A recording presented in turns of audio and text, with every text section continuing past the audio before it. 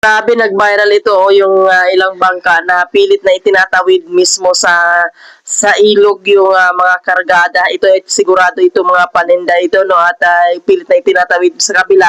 At yun na nga lang ay bigla ngayong lumakas ang baha. Kunti lang naman ang ulan nito, pero tingnan nyo na mabilis talaga ngayon kahit na kukunti ang ulan. Talaga rumaragasan ang baha. Panoorin natin. Kabilang! Laka! Ay, hindi ka na. Ano ba yan? Kuha! Tali! Hala! Baka umabot doon sa ano, baka!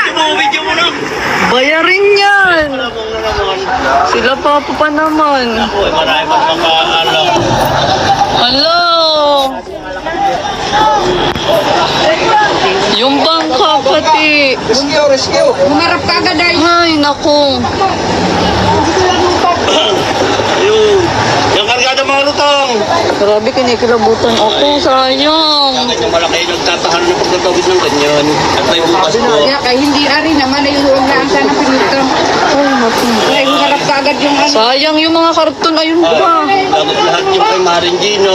Ano yan? Yung isang karga ni Marin Gino, malaki-laking bayarin. Opo. Uy, ay maigit na iwan tong tangke. Ay, isinakay pa Kaya yan. Buti na iwan.